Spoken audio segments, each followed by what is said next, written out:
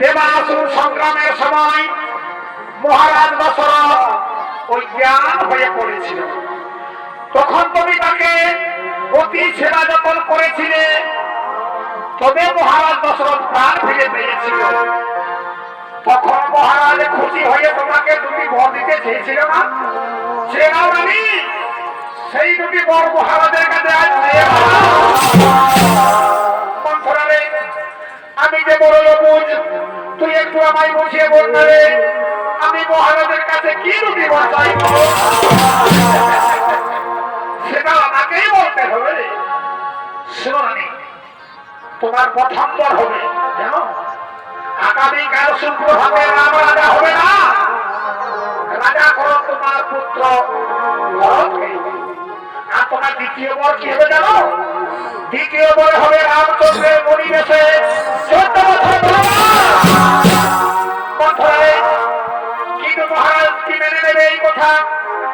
মহারাজ কি স্বীকার করবে? অবশ্যই করবে। তুমি জানো না মানে, সূর্য বংশের রাজা জীবন দিয়ে প্রতিজ্ঞা পালন করে থাকে সব রাজারা।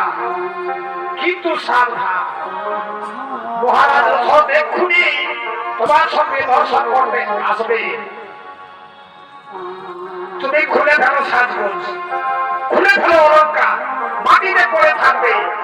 এসে বলবে রানী, আমার প্রাণ প্রেয়সী, আমি তোমাকে মনে প্রেরণা ভালোবাসি। কিছুতেই মহারাজের সঙ্গে কথা বলবে না। তুমি মাটিতে পড়ে থাকবে। মাটিতে পড়ে থাকতে দেখে না মহারাজের মাথা ঘুরে যাবে। সেই সময় মহারাজের কাছে সেই দৈত্যী করছে নেবে। ওই দেখো মহারাজের দিকে যাচ্ছে রানী।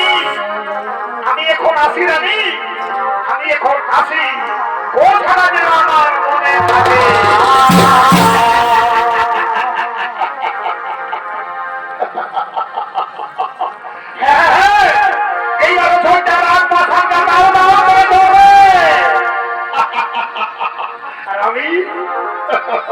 আমি কি করবো জানো?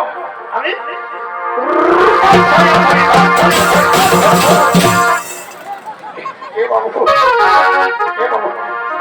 আমি ভাবছি কি তুমি বিহা মাই করে আগে তোমার মার সঙ্গে লেগে রাখবে, কোনটাই ঢুকিয়ে যাবি, তুই যাই বিহা করিস